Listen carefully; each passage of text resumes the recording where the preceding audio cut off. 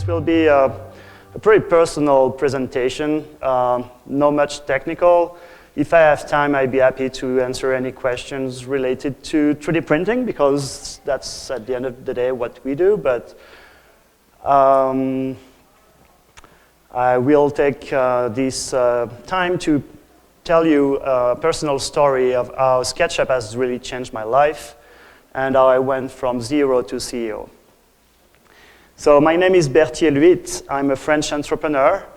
And today I will show you how, within the last 10 years, learning SketchUp has changed my life and helped me pull a startup, which in its first year, last year, made about $2 million revenue. I was born in France, in Brittany. Actually, this is from Asterix. I don't know if you, but that's pretty where I was born. So I was raised in, by the seaside in a pretty classical family in the 70s. And I was raised like most people in the 70s watching Star Trek. You know, Star Wars was just at the end of the 70s.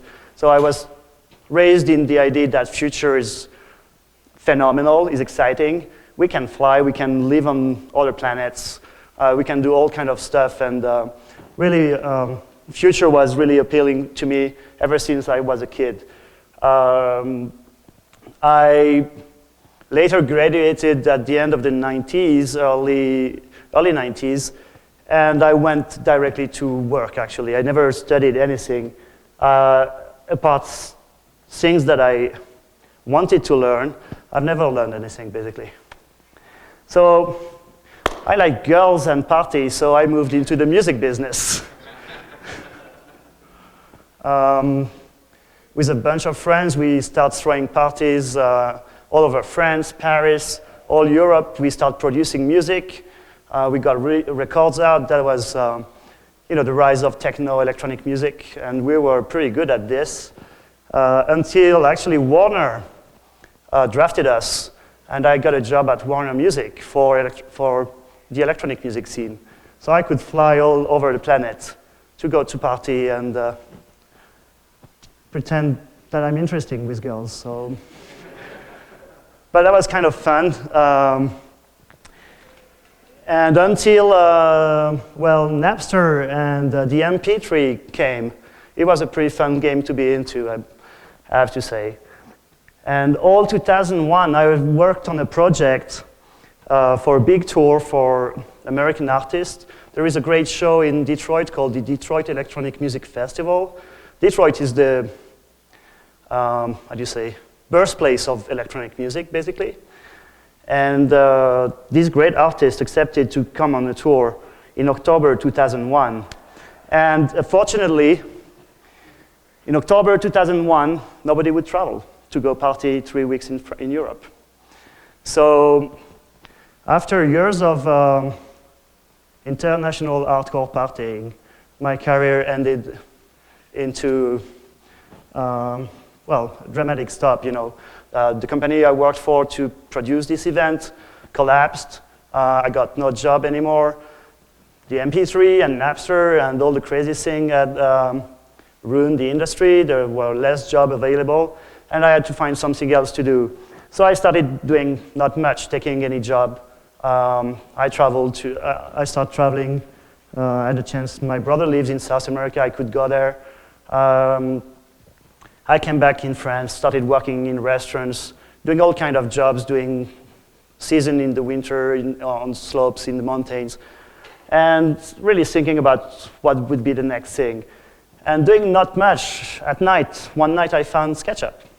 I was like, oh, this is cool. This is like magic. I can draw a square, pull it, and it's a cube. Wow, I'm almost a designer now.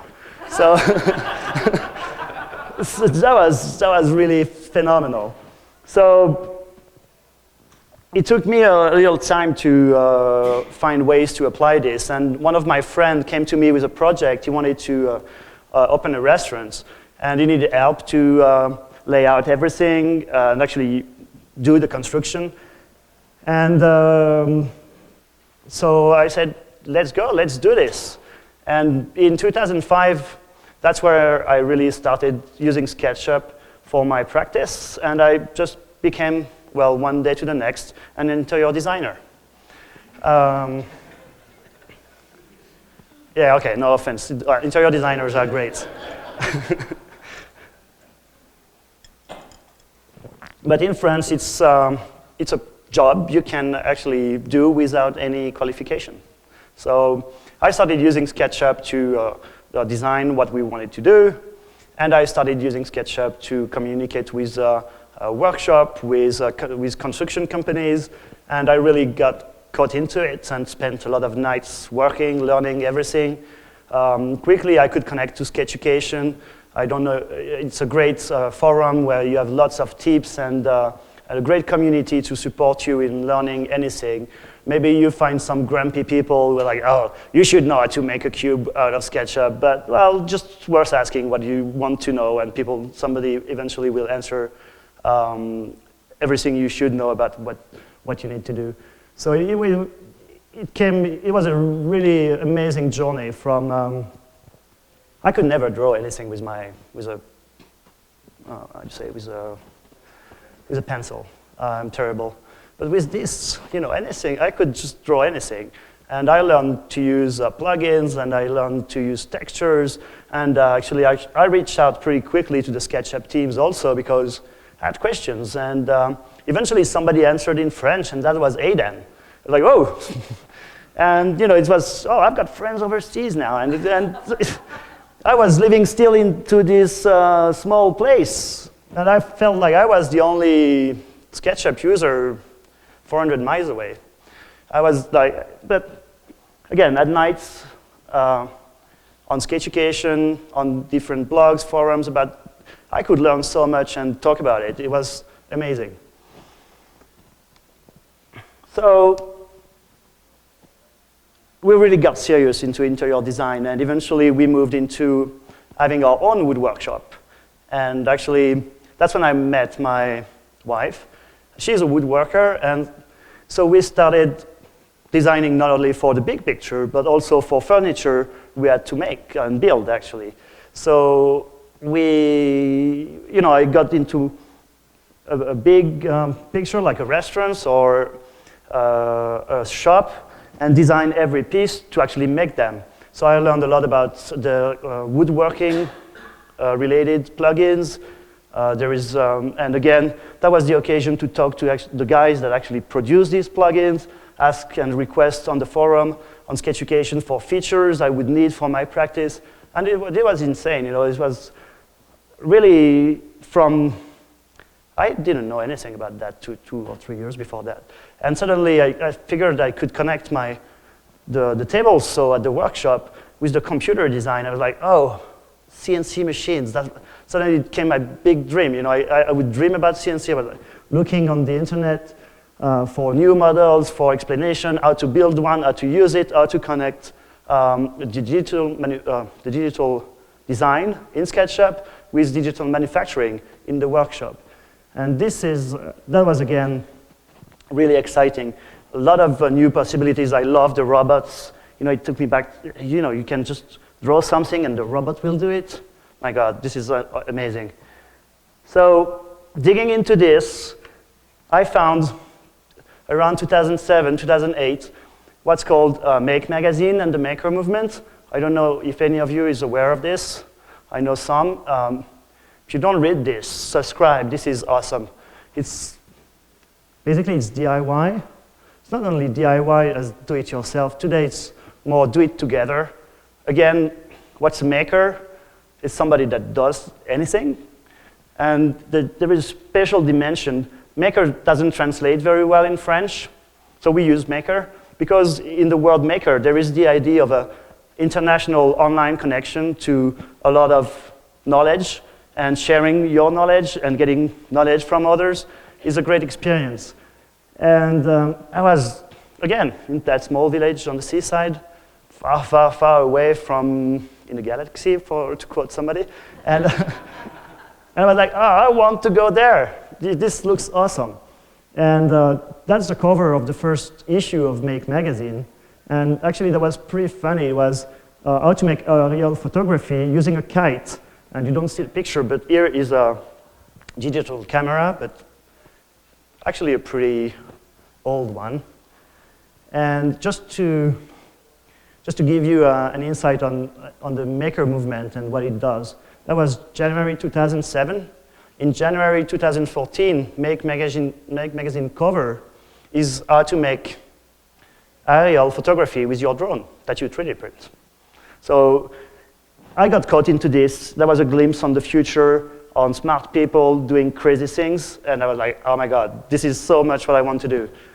So we kept working, doing all kind of projects. Mainly what we did was restaurants, bar, a lot of bars actually, shoe store, wine caves. We were great at wine caves too. And until 2010, I never really connected with any SketchUp users except online. And in 2010, there was announced the 3D Basecamp, and I was like, oh, I want to go there. I want to badly go there. And eventually, after weeks, they announced the event. They opened the offer. If you want to attend, just send anything SketchUp related, and if it's good enough, you'll be invited. Well, as long as you can afford your plane ticket. So I said, well, worth trying. You know, it's give it a shot. So I pulled my best SketchUp model. For once, I did rendering because in our business, we never need any rendering. This is taking way too much time. So, hello, Aidan. So, actually, Aidan said, hey, your model is cool. Why don't you come to Basecamp, meet with us? So that was back in 2010. And for the first time, I met SketchUp users in real life. And I see some of them actually in the room today. And after years of online communication with friendly people, I met with friendly people in real life, and that was a blast. Really, that was one of the best times in my life. I didn't even have a laptop working at that time. I had a project to deliver, and Rich from Sketchucation handed me his laptop so I could actually send files to friends while I was there. It was really mind-blowing experience. I really appreciated so much to be there. And that was a great opportunity for meeting the teams, showing some skills, showing some, I don't know, meeting with great people and having amazing conversation. And actually, I'm so glad I went there, because about a year after, I received a phone call, or was that an email, from Aidan again, saying, hey, there is a project at Google France. You might like to go talk to them. And actually, the project was modeling Versailles in SketchUp for Googlers. And that came just in the right moment. Just after the 2008-2009 crisis, where this was 2011, we had gone into a really bad business period, like everybody. And we had lost a couple of clients, and that was a really good getaway for me to go to something else, actually, again. So I met with the Google team in Paris, and since it was a Google project, they wanted Google SketchUp to be used to 3D model the palace. The idea was to bring it to Googlers and to produce some movies that will be displayed forever in the palace. Of course, there was a production company that was hired to handle the thing, and they went to professional modelers, and all these guys use Maya, use 3ds Max, and they never heard about SketchUp. So I was pulled into this project to be the SketchUp expert. And for 1 year, we modeled everything. That's a 1 million square foot building, plus, I don't know, in kilometers, it's amazing. We modeled all the palace, mostly inside out, all the gardens. And the 3 movies that are produced are a visit of the palace from actually 1620, when it was just a little house in the woods, to 2012, the actual state of the palace. So that's movie 1 and 2, and the third movie is a fly through all the gardens and a visit of Marie Antoinette cottage in the Trianon in the back of the garden. And these movies, you actually, when you go visit Versailles, you obviously don't know what it looked like before, but there is this history gallery now, and there are rooms where you can see each of the movies, and you see actually they are in context with historic plans, historic drawings, sculptures, all kind of things. And this is a great new thing. And so that was about a year of work. And that was a good opportunity for me to actually pretend I needed to go to Colorado to meet with SketchUp and talk about the project. And eventually I could connect my trip to Colorado with Maker Faire. So I'd fly to Colorado, have a great meeting with SketchUp. We were scanning so many things. We had so many issues with point clouds. And, well, SketchUp would get down every other hours. That was crazy. But I got great support.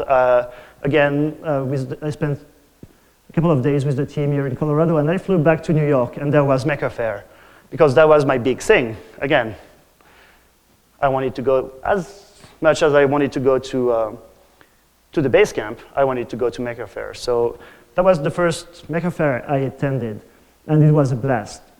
For anybody who has the chance to attend one, there are many Maker Fairs all over the US. There is a couple of Maker Fairs, one in New York, one in San Francisco. That are the big ones. This is a safe place for smart people.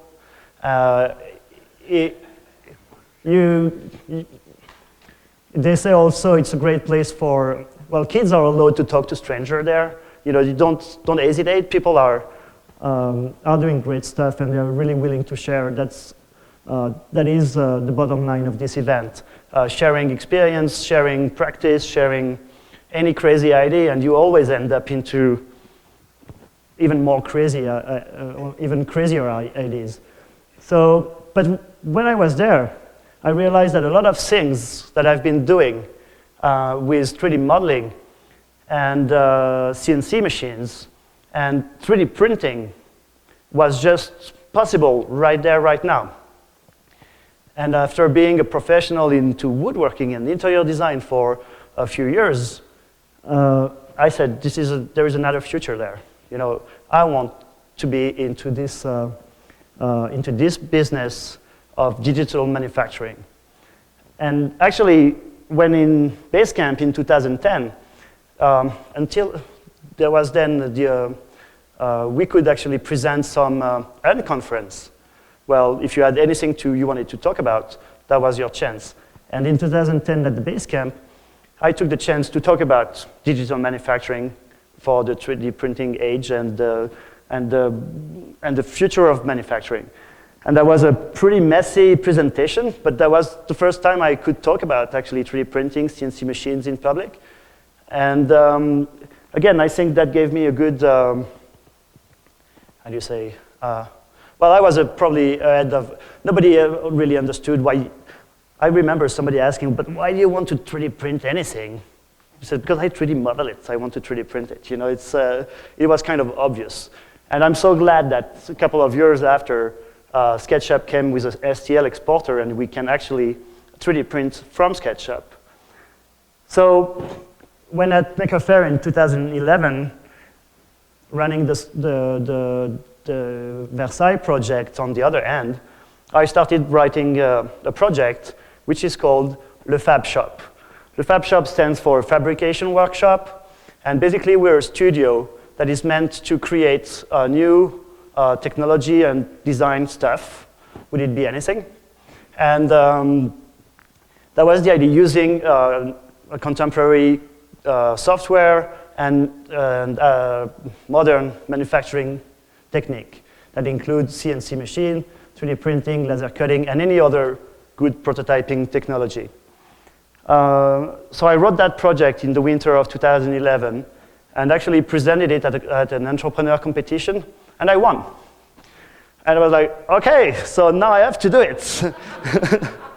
I was still running my other company, and we actually moved into from interior design to stage design, and there was also there a world of possibility into digital manufacturing for entertainment, but that'd be another talk probably. So after, actually, to make a short story long, the project for Versailles had to be delivered in June 2012.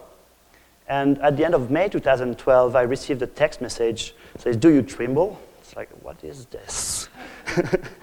Call my friend, say, "What is Trimble?" Say, "You don't know the news?" I say, "No, I'm just walking out of a presentation, and no, what is Trimble?" He said, "Well, Google just sold SketchUp." Oh my God.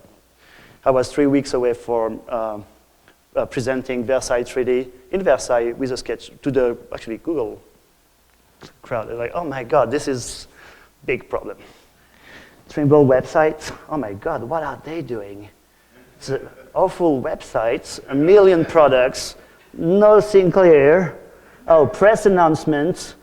Okay, Trimble has just acquired SketchUp from Google, blah, blah, blah, blah, blah. Any questions, click here. 5 minutes later, I had Omar, the guy was presenting next door on the phone, say, "Hey, yeah, maybe we should talk about your Versailles project." And of course, we will give you backup to anything you need before that comes out. The girls at Google, I had been working for 1 year, they were crying. They just got the news probably as soon as I got it on my cell phone on a text message. So it was kind of a shock, but immediately I could talk to Omar, and immediately I felt that it was a great move for any SketchUp user again, because and it came a little later, but it was, I had that feeling immediately, but it came a little later that actually Trimble means SketchUp is for business. When Google was more into, hey, you know what?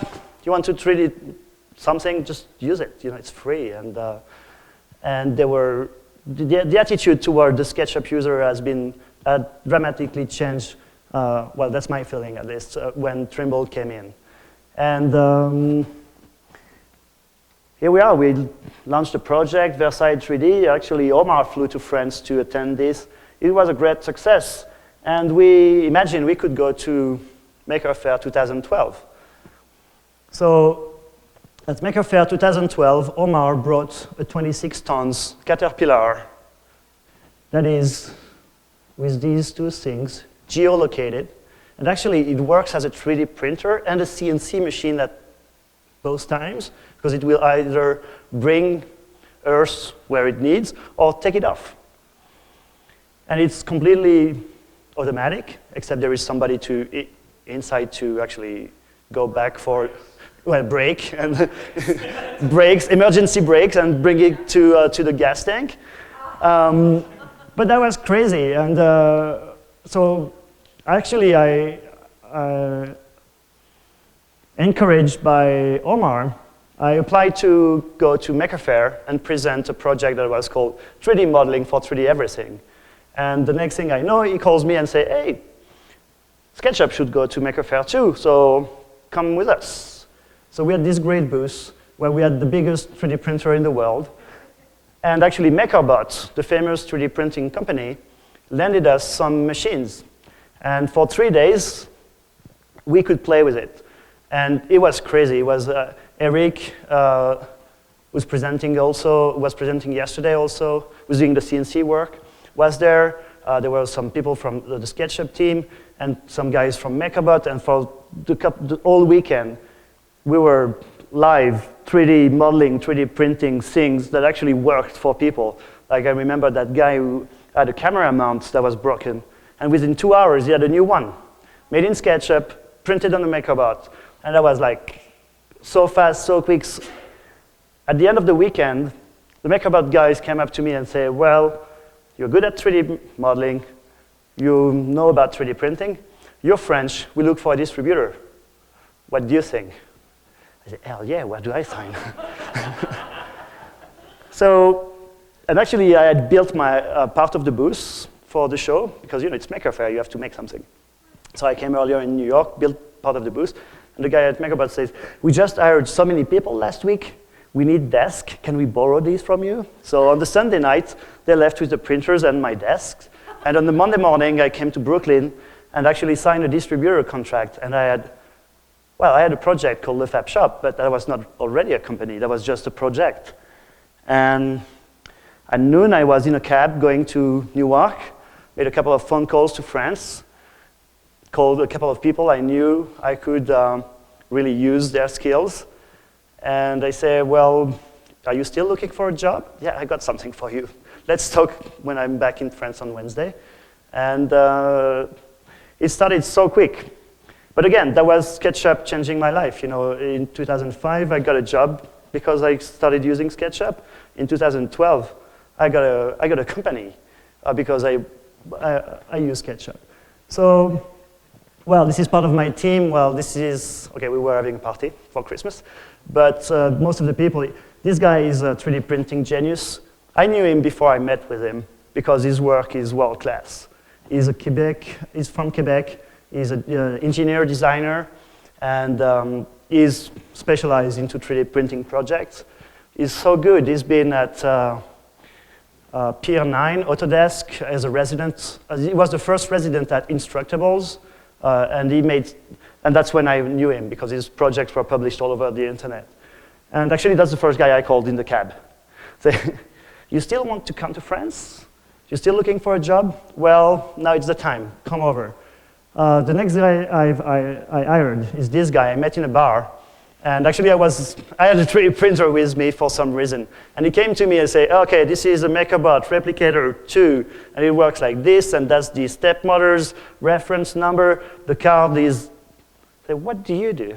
I say, well, he was bartending that night. I say, well, I'm unemployed, but I'm a robot engineer at day. I say, okay, well, what do you do next Monday? I say, I don't know, just come over. Actually, so I still had my construction company. I still have it today, actually. But we started with Le FabShop properly about a year ago. And within 1 year, we went from 3 to 22 people today. We launched tons of products that are either or not available on our thingiverse.com webpage, so you can download them and print them. Actually, this is the good time to call for STL ready section into the 3D warehouse, so because we could upload our models there too. We started, basically the company is organized in 3 sections. There is an R&D creative team that design cool stuff as these lamps, or we pretend to go to Internet of Things and maybe create connected object connected to the internet. But we also have a R&D program into materials, and we developed a new plastic for 3D printing. Since we're in Brittany on the seaside, it's based on seaweed. It's a seaweed plastic, and we made it into a filament that you can use in any 3D printer. It's yet to come out, but that's something we've been working on. We live, actually, not on being creative, releasing products that you can download for free and print yourself, or doing R&D projects. We live on distributing MakerBot, which is actually our fuel. And this is actually a window on the main, this is Saks on 5th Avenue, except this is Galeries Lafayette in Paris. But this is the same kind of thing. We run a 6-week operation right now, where in the store we have 40 printers printing all day long. In this window we have 3 machines printing day and night. This is the biggest 3D printing exhibition ever. It's 30,000 people walking into the store every day. On 6 floors we have printers printing stuff related to the level they are. We're printing toys on the 5th floor, lamps on the 4th floor, houseware on the kitchen floor. In the basement is the hardware section, and we're printing hinges and stuff. Upon the next 6 weeks, it's 1.2 million people visiting the store. That window is the corner street with the City Hall, which is just across the avenue. It's an amazing opportunity. And all this is happening because I was bored in 2004 and I started learning SketchUp. So the third thing we do, so we do R&D, we do distribution, and the third thing we do is we call community. So we produce a lot of workshops. We invite people to do stuff with us. We actually publish a lot of our tutorials on instructables.com, which is a great platform to share any project. Into that section, we also plan to open the first professional makerspace in Paris, where you will be able to come, sit, use professional software, professional equipment, 3D printers, CNC machines, laser cutters, all kind of things you need if you are a young entrepreneur, a young startup, a small company, you don't have this technology at home, you want to use it. Basically, it's like a gym club. You pay your monthly fee, and you can access all this technology. This is opening in Paris in September 2014. And the last thing we do, because I owe a lot to SketchUp, but I owe a lot to it too, is bringing Maker Faire to Paris for the first time in June. So I have somebody on the team that his job is producing Maker Faire. He does well with girls, actually. It is his very fancy position at our company. So this will be June 21st, 22nd. We expect 20,000 people to come up. And if you have anything you want to present, summer can't be bad in Paris. So come over. I'd be happy to have you with us. Basically, I'm over. You can follow me on Twitter. The company is called Le FabShop. It's easy to find on any web browser. And thank you. Thank you for listening to me.